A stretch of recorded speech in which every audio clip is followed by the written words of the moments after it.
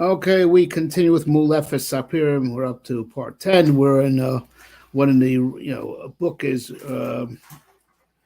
labeled Yom Shlishi, third day. This is supposed to be on a 30-day cycle, and this is entry Nun Bays. Oh, the concept of safe braces Dav Chesamanav. So also Zoram braces Dav Chesamanav says Rav Huna Samna Abar. So Rav Huna Saba said, "Altes pichalachtias b'sarecha." Don't let your mouth, it's a puzzle. Don't let your mouth cause your flesh to sin. So people daber naval davar navelos yogaram lachto bosa basar karash emotional mosol again. Don't let your speech, your mouth speak dirty talk, which of course will also cause a defilement of your basar kodesh, your bris, which is supposed to be clean mind. So you're clean in the bris also. You're supposed to be the bris kodesh is that you should not just be clean in action, but clean in mind also. Gehenna. No, because God forbid if a person's bris kodesh is defiled because of lewd talk. So because of that defilement, they will pull him to Gehenna. Now the appointee that takes care of Gehenna, the gatekeeper over there, at least for this guy who was plugging the bris, is Duma. That's what's also I think it's going to be brought up in the Zohar that he's quoting that's the that's law mesim yahal lukav lo kol yordei Duma. All those who are handed over to Duma, right? Also when Duma takes this guy, there's like a few tens of thousands of angels of affliction that are with him. And he stands there at the opening of Gehenna. Anyone who keeps their bris kodesh, undefiled in this world, yes, undefiled. You don't become a better chassid. As opposed to what some bozo said. Yeah. Keep it undefiled, plain and simple. There's nothing to be gained by God forbid, I mean, God forbid. No one ever thought that way until this schmuck said something on Lag Bomer. Anyways, anyone keeps the bris kosher mazeh ein lem reshusli karavetzlam. Right, there's no one, none of the angels of affliction can get close to him. At that moment when David HaMelech had this story with Bathsheba, right? He had relations with her, and she was at the time still married. Of course, as we know, Lemafreya, because she had a get al tanai, she was retroactively divorced from the time her husband, died at war. Anyways, but still, it was the wrong thing to do at the time. So when he succumbed, with that story with Bathsheba, Ola Duma or Kievar, so Duma, who avenges for any type of desecration of the bris kodesh, went up to heaven and said, "Ribono shel olam," right? Ribono shel olam, David kilko be'ever. David, had a misdeed with issues of promiscuity. Amla Kodesh Baruch Hu, Zakash told him, "Goli lefanai miyam shevra ilam." It is revealed to me, for the time I created the world. Sharuya Bathsheba David, Bathsheba is, meant to be David's wife. It ultimately got clarified retroactively, even though at the time, we'll let the Zohar talk, but the simple narrative of the story is afterwards she was his lawfully wedded wife, and after that she gave us Shlomo, who is that is the continuation of the Davidic line. I do believe the Rambam writes somewhere. I think it's in the Pirush Mishnah that Mashiach has to not just be Ben David, it has to be Ben David Vishlomo. Has to come through Dafka, that Yichus. So of course it was meant to be, just not on, didn't have to happen the way it happened, right? Eventually she was supposed to be his rightful mate. It was eventually supposed to be his rightful mate, and that's what the Barsham is saying, as it were, in defense of David. Listen, it's not like he, in the absolute sense, took another man's wife, because she is meant for him, right? I'm a for Duma Rivosham Yim Fanako if Anav Migoy. So listen, and Duma makes the Taina a very good Taina, sadly to say. I mean, it's a Taina that we should all take seriously, right? Rivosham, you knew that this is the way it was supposed to work out. But David didn't know, as far as he was concerned, as far as to the best of knowledge, he should have dealt with it as if he's taking another man's wife in the absolute sense, right? And he should have, that's the way it was to the best of. That's how he should have conducted himself.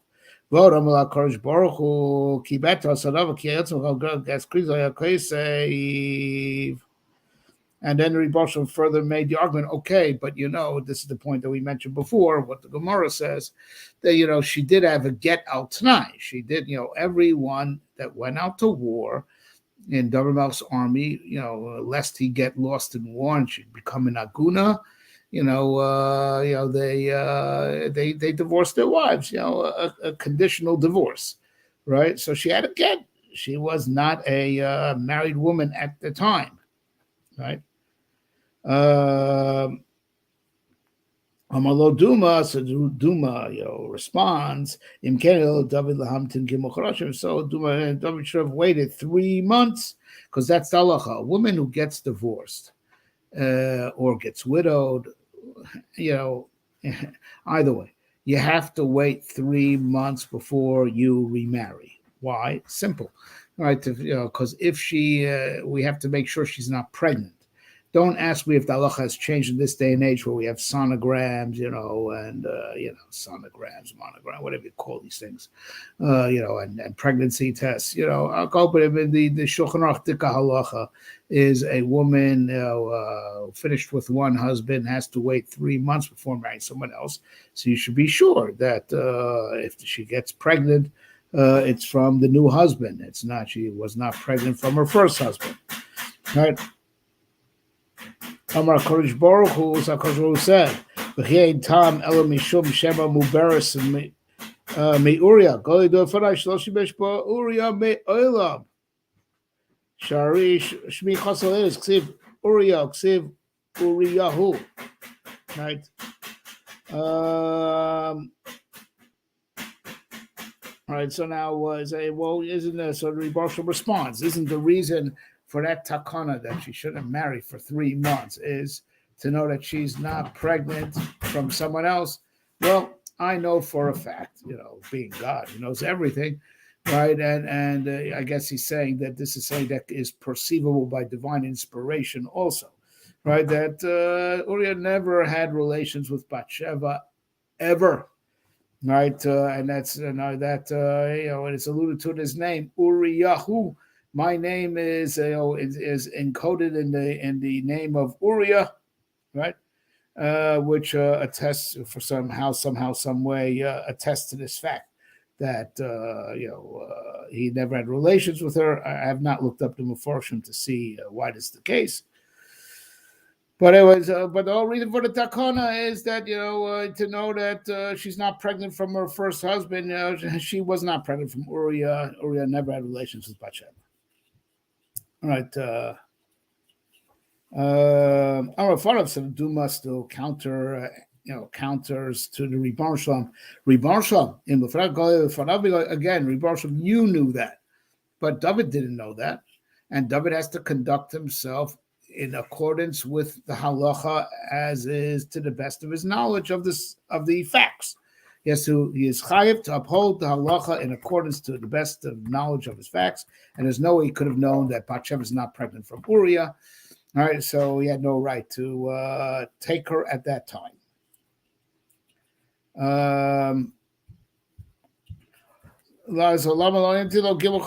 So why didn't David HaMelech fulfill his halachic obligation of waiting at least 3 months? Va'od, right? And not only that, if let's say David HaMelech knew, let's say through divine inspiration, I guess that's what it means, was encoded his name. That means, I'm just guessing.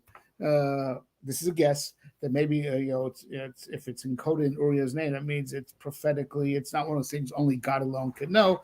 A prophet through Ruach HaKodesh can know this. David HaMelech said Ruach HaKodesh. He could know that Uriah never had relations with Bathsheba, right? Lama tziva rechzela rechotzaga dainu shamal shi shamish mitaso. Listen, David Melch tried to cover it up, and he told Uriah when he came back, when he came back from battle, David Melch actually brought him back from the front lines and commanded him to go have relations with his wife. Why did he command to do that?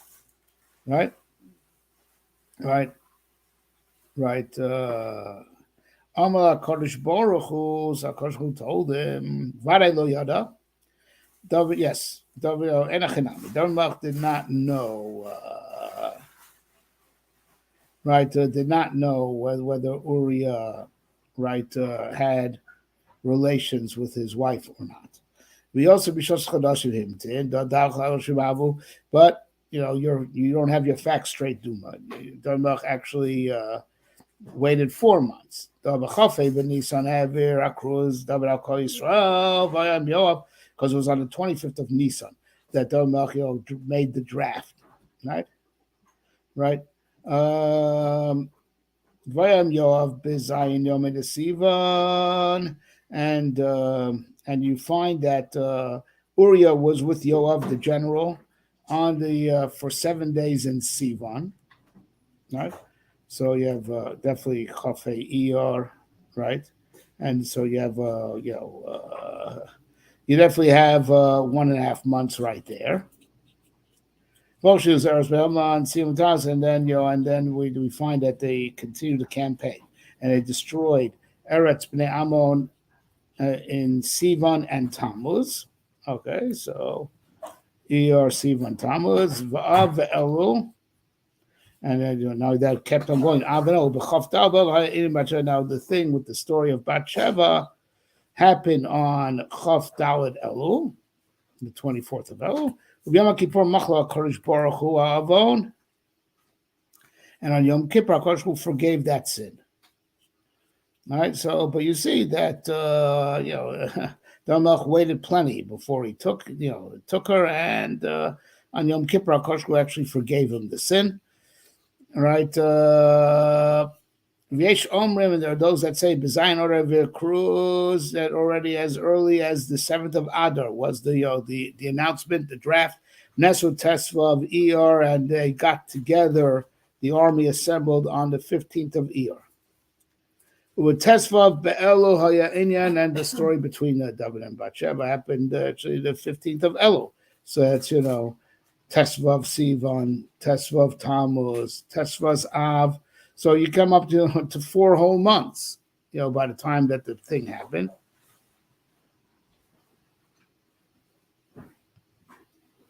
Right. So I do Rosham, Davarcha Yeshli al David.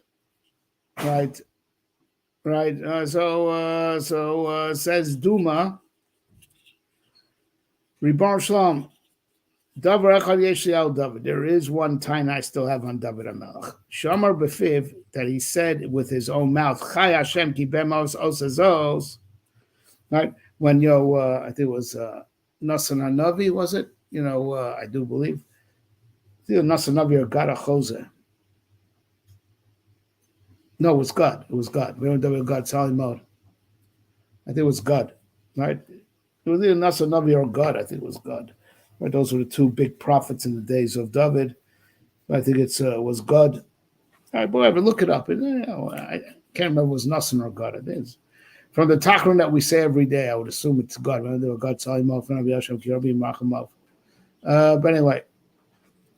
But anyway, so when the prophet came and gave David HaMelech a allegorical mashal for what he did, and David HaMelech, paskin on the story, on the mashal, the guy is Chayev Misa, so who paskin people does those months? Listen, David HaMelech paskin on himself, he thinking that he's paskin someone else, but that mashal that the Navi was giving him was a mashal for David himself. He paskin on himself, death.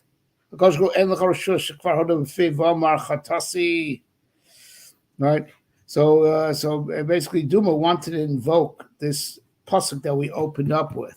So besides the fact that talking lewd can cause a pagam habris, aside from that, hey, be careful what you say, because if you paskin on a parallel case to your own, chayiv misa.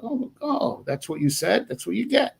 But the Rebbe Shalom, or pardon the David HaMelech anyway, says you can't implicate him, for what he said with his mouth, because he also with his mouth said, "I have sinned." He confessed. He did tshuva. So you say, what, you want to implicate him because of his mouth? Hey, you want to play because of his mouth. His same mouth that that you want to this pesha asar is also a pesha hitir, and that's the spirit of what's being said over here.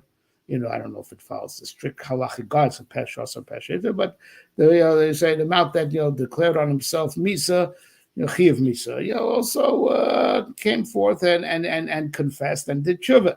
Okay. So now what's very clear, if you're noticing a trend, is that he has shifted, his discussion from being mulaked zars that have to do with Torah.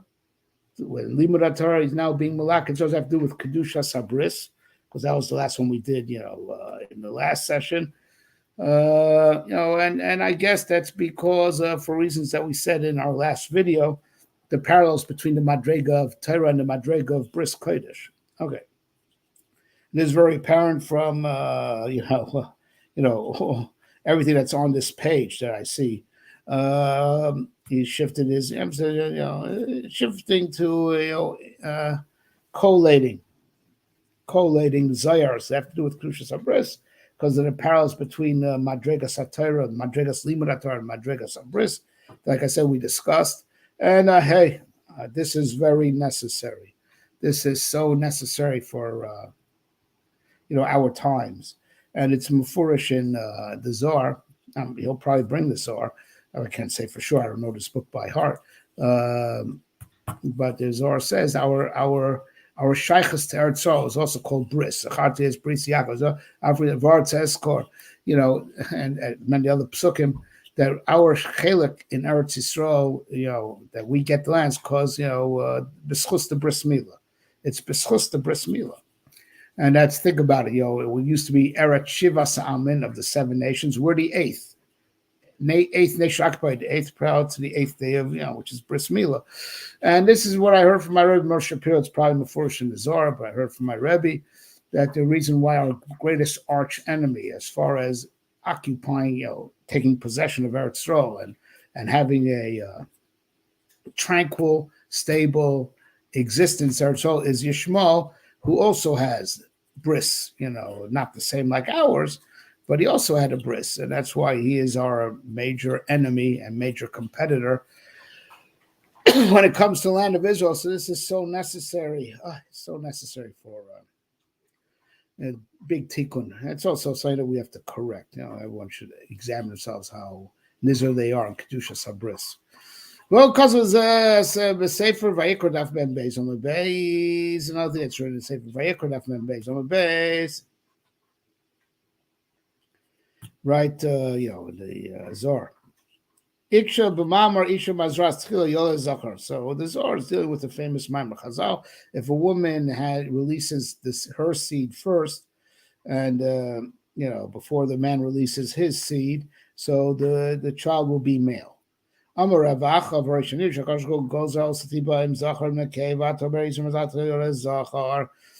we learn elsewhere, Chazal say, that wait a minute, God decrees on the when at the time of conception, whether it be a boy or a girl, God decrees it. So what do you mean? Like what I could do something to guarantee, the gender of the child? God decrees, right?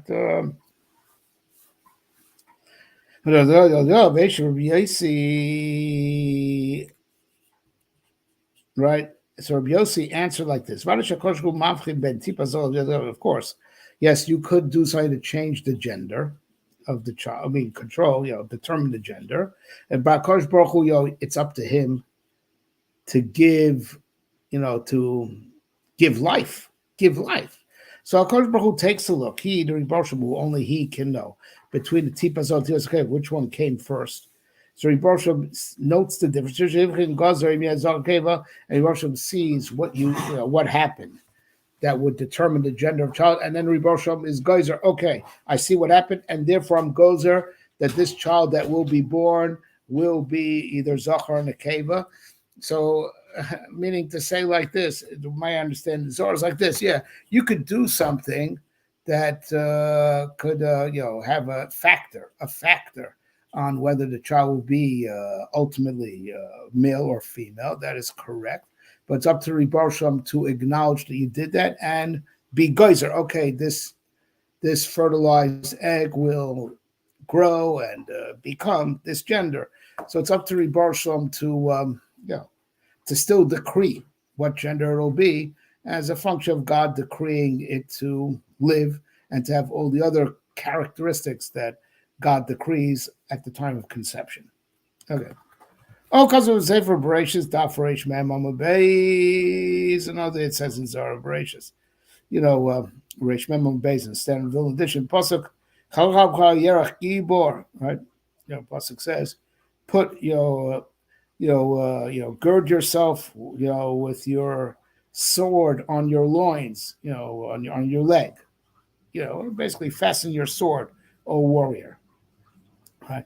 Fasten your sword on your side, O warrior, right? Al yerach, by your legs. Remez the mila should nasa kashul ba'odam. Now this, this pasuk is actually says the Zohar is alluding to the bris milah that a person that kashul, demanded of people. The issue of sabatar that putting your weapon by your loins, right, right, is that you should it refers to guarding it, that it should be kept pure. We should focus on and someone who defiles the bris. You hear that, right? Don't let anyone tell you otherwise. Don't let these fakers tell you otherwise. Anyone who in any way compromises the bris kodesh. All right, so he was supposed to have a, be vigilant, stand on guard, sword to his side. So parallel to his not being vigilant to protect his bris, so he will be subject having no chemisakam bris to a sword that avenges the vengeance of the bris. So that's chev no kesakam bris is alluding to the Ribar Shalom as an avenging sword for those who do not keep their bris betara. Zos atzas David, and therefore this was the eighth of David in this pasuk. Gibor, keep a sword by your side, O warrior. So he was saying mentally. Remember, there's a avenging sword, for anyone who is pagim the bris. Well, imagine that avenging sword by your side all the time. So it's in your mind, right? Anytime the Yetzer is trying to heat you up, remember the sword. Remember, so it's like a mental end of that putting your sword on your loins, O warrior. I mean, the warrior is the one who's Ezu Gibor, HaKovishas Yitzro. And having your sword by your loins is mentally always. Imagine that sword that God will unleash on you if you defile your bris. Imagine it always at your side. And with that way, you will be a true warrior. The warrior, the true warrior that subdues his Yetzer Hara. And also more on Kedusha Bris in the Zoram Vayikra Daf Yudal Amid Alf Amar Rabbi Shimon. So the first blood that comes out from the cut of the bris milah, who guards that blood. And a time when there's like judgment in the world, like now.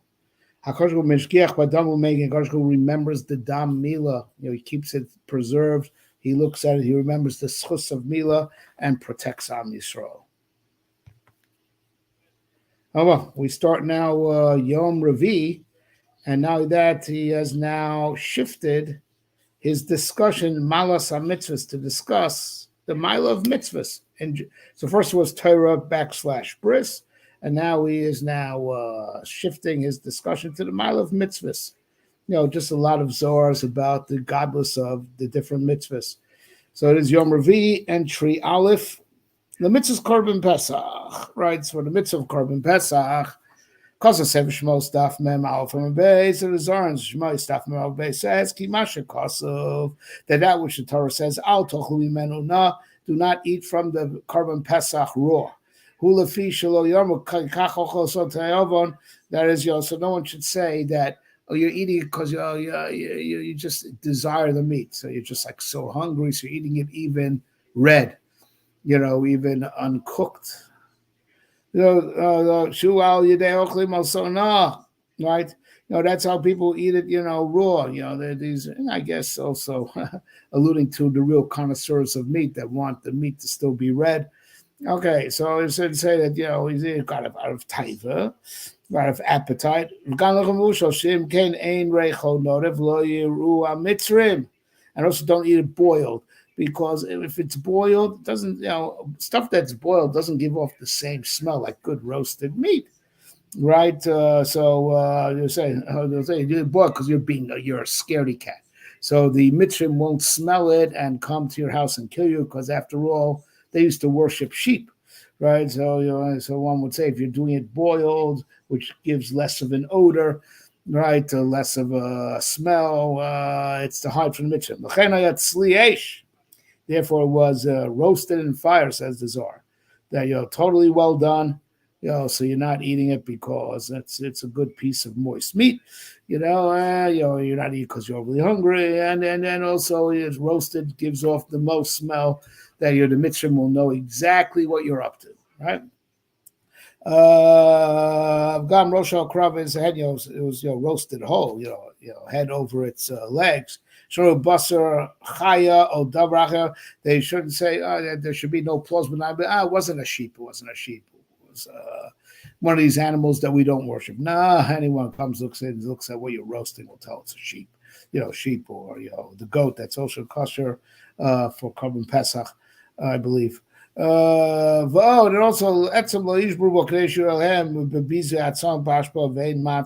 and also don't break any bones. So the Egyptian gods, rather the Egyptians see their god totally, denigrated because they threw the bones out afterwards. If the bones would be broken, it would be plausible deniability. It's cow bones, right? It's bones of a different animal.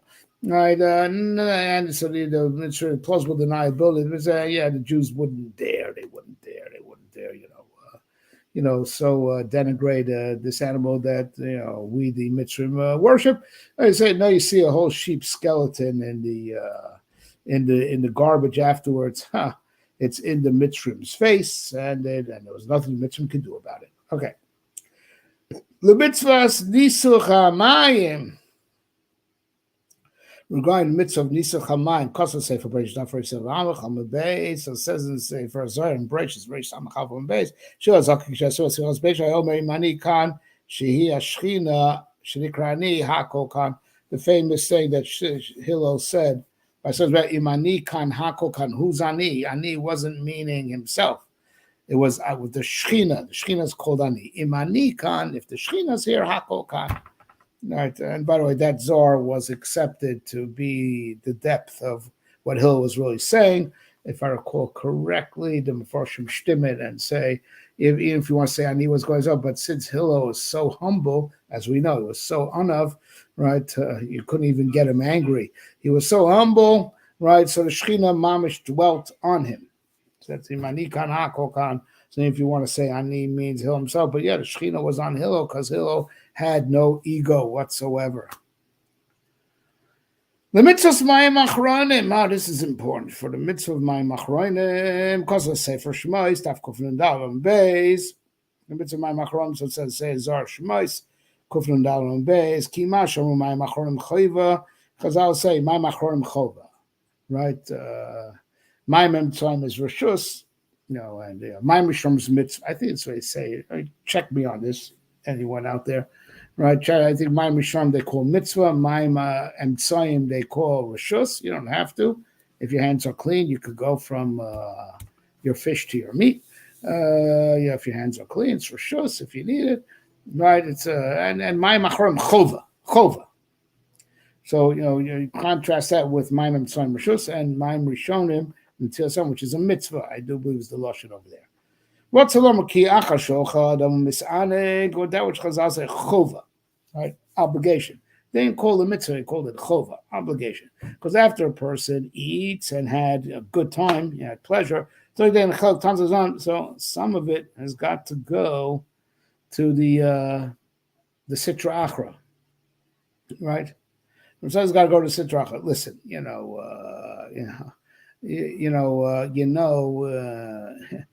your eating was adulterated with evil in the sense that the food itself is not totally pure. Everything is adulterated with evil because of chet adam marishan, arua damaba baburcha, right? And then there's and you may have eaten it with a little bit of taiva, not all 100% l'shem shemaim. So the sitrach has a little piece of it. You got to smelt it out. Give them their part, to get them to divest from you and the food that you ate. So you have to give a little chelik to the chitzonim to, like give a certain bare essence to them that they shouldn't have a chelik in you. So now, what is that bissela that you give to them? Right, to that they shouldn't have stake in you and in the food that you ate, and the pleasure that you had. It's my machron because the machron gets some type of spiritual contamination, not just physical. If your hands are dirty, which Taisva says, even bisman hazeh, that Taisva says bisman hazeh, you don't really have to wash my machron. But that same Taisva says, not if your hands are dirty. Right, but so not talking about if hands are dirty. Even Tosfos admits you have to wash your hands. You can't bench with dirty hands. But we're talking about the spiritual contamination that comes from the hands.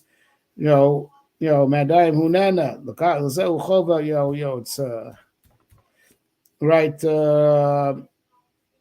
Right. It's the because the hands of the hands enabled you to with your hands put the food in your mouth. The hands engaged in making the eating possible. So the contamination comes off. The contaminating element from the whole eating experience comes out through the hands, with the ma'amachron, and that's what you give to them. Lezehu chayva, and that's why it's called chayva. Chova having multiple meanings. Chova meaning obligation. Although Zohar doesn't say this black and white, not the Zohar, but your obligation is what you owe the sitra achra. So you shouldn't have a stake in you. But the Zohar's putting it, and I said, Makam Chova, I'm sure because Chova also means like chayev, like guilt, Chova, guilt, as opposed to schus. Wherever there's a chova, wherever it's like some guilt, that's where the sitra achra is, not a makam schus. So my machram chova, they didn't call it a mitzvah. They called it a chova. My own pshat is you owe it to the sitra achra, but what the Zohar, just Stam, I said that on my own. But the Zohar is saying chova milashim, the opposite of schus. There's guilt here. There's some element of guilty, chayev. There's an element of guilt because the eating wasn't totally pure, and wherever there's guilt, that's where sitra achra. Chova as opposed to schus. So because of the chova, the impurity that there is as a result of the whole eating experience. Okay, we will stop here. Okay.